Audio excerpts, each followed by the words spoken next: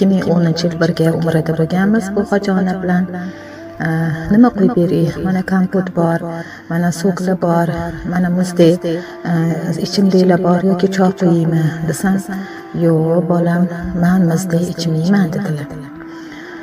Siz qanaqa hojonasizki, payg'ambarimiz alayhissalom yaxshi ko'rmasangiz, qanaqa qilib siz ravzaga kirasiz, qachonki sizni u kishiga muhabbatingiz bo'lmasa deb qoldilar. Aytdim, hojona, nega unaqa deyapsiz? Men yaxshi ko'raman Rasul sollallohu alayhi vasallamni. Har doim salovatli aytaman ro'zalarga.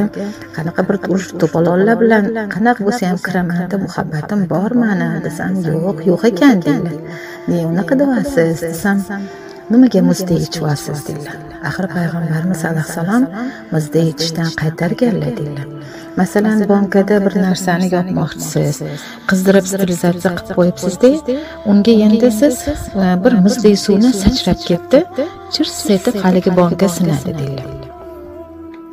Ana shunga o'xshab odamning mana bu xo'lqasi, traheyasi shunaqa zararlanadi muzdek ichganda. Tellab turib muzdek ichishadi. Men hayron qolaman bolalarimizga. Sunnat deb soqol qo'yib olgan, sunnat deb qo'sh xotin bo'lib olgan.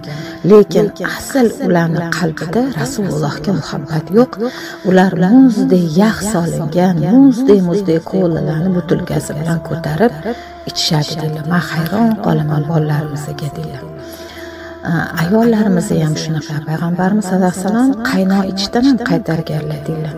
Ular agar kelini sal mundaro bir qaynog'i o'lib qolgan choy ekan bu deb kelinlarga baqirib berishadi yoki sho'rvani qaynoq qilib keling, mana bu choy shaqillab qaynasin, mana bu qaynoq ichaylik, qaynoq choy ichgan deb qo'yishadi.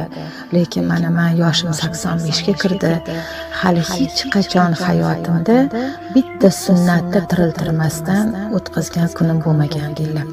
Har kuni shu bu har bir ishimda payg'ambarimiz sallallohu alayhi vasallam yodimda turadilar va u kishini qaytargan narsalardan qaytarishga harakat qilaman, qaytishga. Mana sovuq suv ichmaganman. 85 ga kirdim, meni tishlarim butib deydilar. Shu 85 ga kirdimki, qaynoq ichmaganman. Quyib qo'yin choy, ilig'ida ichaman deydilar. Voy, ilig qanaqa qilib ichasiz, hojona desam, agar muhabbatingiz bo'lsa ichasiz deydilar. Agar payg'ambarimiz sallallohu alayhi vasallam hadislarga iymon keltirgan muhabbatingiz bo'lsa, ilig ichasiz deydilar. Muzdek ichmaysiz, qaynoq ichmaysiz deydilar. Meni juda ham havasim keldi bu hojonaga, chunki mana tishlarim ham deydilar sovuqdan, issiqdan zararlanib, bir sinib, bir milklarim bir shamollab. Men 6 ta o'g'il tug'dim deydilar. Qizim yo'q, bilasiz deydilar. Shu ko'pchilik aytadi, 2 qatlida tish ketadi. Yo'q, tishlar asosan sovuq va issiqqa chalinganda ketadi deydilar. Milklar shamollagani uchun o'sha tishlar o'sha qimillab qoladi deydilar. Mana men tishlarim hammasi o'zimniki deydilar. Aytdim, o'zingiznikimi tishingiz desam, nahotki meni og'zimda birovning tishi borga o'xshaydi deydilar. Meni og'zimda birovning tishi bo'lishi mumkinmi deydilar. Yo'q, aytdim, hojona bir sun'iy bir talay tishmi deb o'ylab yurardim shuncha yildan beri desam, yo'q, aslo. Meni otamlar shunaqa sunnatlarni o'rgatganlar, keyin ilm oldim va shuni foydasini tushunib yetdim deydilar. Mana shu payg'ambarimiz sallallohu alayhi vasallamdan hadislar bor deydilar. Bir kunlik nonni yeyish kerak deydilar. Issiq nonni siz yaxshi ko'rasiz deydilar. Issiq non keldi, yo'q, u zarar deydilar. Hozir qarangchi, mana kimni uyida tindirilgan chelakda suv bor deydilar. Vaholanki 3 kunlik suvni iching deyildi, 2 kunlik go'sht yeying deyildi va 1 kunlik nonni yeying deyildi deydilar. Kun isiganda kunning o'rtasida go'shtni yeyishi kasallikni qaytadan qo'zg'atadi deyilgan hadisda deydilar. Nonni bo'lsa badanga eng zararlisi bu issiq bo'lgandek holati deydilar. Non kamroq, ya'ni 1 kun turgani juda ham foydali deydilar. Go'shtni badanga zararlisi orqa yarmi, zarari kamrog'i boshga yaqinrog'i. To'yib ho'l xurmo yeyish oshqozon kasalligini keltirib chiqaradi deydilar. Danakni non bilan yoki yolg'iz o'zini yeyish hazmni og'irlashtiradi. Patir non va shunga o'xshashlarni ham hazmi ham sekin. Tut mevasi va o'rikni saharda yeyishi zarari yo'q. Taomdan so'ng yeyilsa og'riqni paydo qiladi. Yaxshi pishmagan o'rik oshqozonni zaiflashtirib qo'yadi deydilar. Quritilgan xurmoni ko'p yeyish yilga foyda. Yesmi quritilgan xurmoni dili? Yo'q dedim. Mayiz va boshqa shirinliklar ham anjirni ko'p yeyish ham ziyoni bor. Sho'r narsani ko'paytirish ham ko'zga zarar qiladi deydilar. Shuning uchun hamma sunnatni tiriltirsak, haqiqatda kasal bo'lmasdik deydilar. Lekin sharr etib uyda rakrinada choygimga suvni to'ldirib kelin-poshalarimiz choy qo'yib kelishadi. Voy tindirlamagan suvni qanaqa qilib ichvasizlar muslimalar, solihalar deb aytaman deydilar. Yoki hozir so'yildi go'sht, hozir sho'rva tashab qo'yishadi, yoki issiq nonlarni yeyishadi. Bu hammasi oshqozonga zarar deydilar. Qaynoq ichilganda qizil o'ngach grejasini keltirib chiqaradi. Muzday ichganda tishlar ham zarar ko'radi.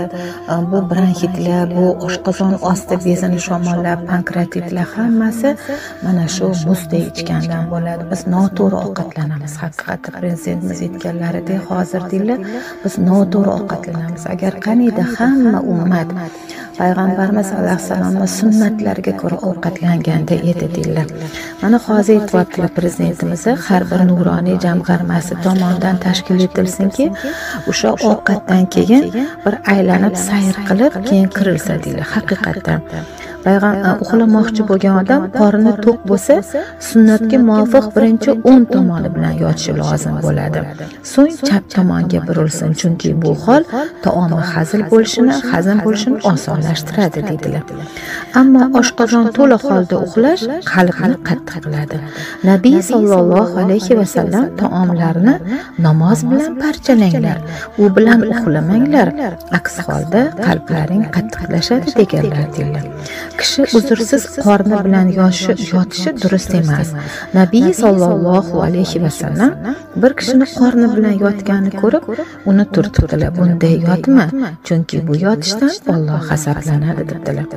Agar qorni to'q bo'lsa va qorni og'rishidan qo'rqib yostiqni qornining ostiga qo'yib uxlasa zarari yo'q, chunki bu uzrlidir. Zarurat man etilgan ishlarni muboh qiladi, so'ng ko'p yegani uchun tavba qilishi lozim ham deb qo'ydilar. Hamma gapirayotgan gaplari hozirgi o'sha biza bir yomon kasalliklar hozir tarqalib avj olgan bir paytda juda ham qo'l keladi. Mana har doim tez iliq suv ichib turinglar deyilyapti va qo'lni tez yuvinglar deyilyapti shifokorlar. Mana buni Rasul sallam necha asrdan oldin aytib ketganlar. Payg'ambarimiz alayhissalom qo'lni yuvish sunnati muakkada deganlar, lekin biz shunga e'tibor bermasdik. Mehmonda ehsonlarga borganimizda hamma shunday kirib kelib to'g'ri suv somsaga yopishib ketardi. Men har doim aytardim, ehsonga borganimda abdasta olib qo'yinglar, 10 yashar qizga mamini ota abdasta, mamini ota dashu deb tanishtiringlar. O'zbek musulmon xonadoni bu, qo'l yuvib kiringlar deb aytardi. Mana shunga hozir majbur bo'ldik, tez sovullab qo'llarimizni o'sha sunnatga muvofiq harakatlantirib yuvishga, tez o'sha iliq suv ichishga, mana hozir prezidentimiz ham aytibdilar, sayr qilishga, ovqatdan keyin o'sha darrov yotib olmasdan sayr qilishi aytibdilar. Mana hammasi o'sha payg'ambarimiz alayhissalom buni necha asr oldin aytib ketgan ekanlar. Shuning uchun biz sunnatga muvofiq yashaylik. Hozir butun Yevropa olimlari ham shu sunnatlarni o'rganishdi va bitta xulosaga kelishdiki, bu sunnatlar negizida shifo yotgan ekan. Sunnatlar negizida shifo yotgan ekan degan xulosaga kelishdi. Voy xojona dedim, shuncha narsa siz eslab qoldingizmi? Men buni hammaga ommalashtiraman, siz gaplaringizni yozib olmadim-ku, lekin eslab qoldim. Jahlingiz chiqmasin, mayli uzr, hozir choy quyib qo'yaman, iliganda beraman desam, yo'q, meni hech qachon jahlim chiqmaydi deydilar. Hech qachon jahlingiz chiqmaydimi desam, hech qachon jahl johilda bo'ladi deydilar. Men ilmliman, alhamdulillah, 30 bora Qur'onni chiroyli o'qiyman, tafsirini, har bittasini so'zma-so'z tafsirini bilaman, tarjimasini bilaman deydilar. Meni hech qachon jahlim chiqmaydi. Jahl nima o'zi, qanaqa tuyg'u? U johilda bo'ladi deydilar. Voy, demak hali ham ilmsiz ekanman, bir xil narsalarga bir jahlim chiqishi mumkin desam, yo'q bolam, sizni jahlingiz chiqmasin. u ilmsizlik deydilar. Har bir ishi Allohdan ko'rib, shunaqa boshqa odam bo'lsa jahli chiqishi mumkin deydilar, lekin mani jahlim chiqmaydi. Har bir ishi Allohdan ko'rib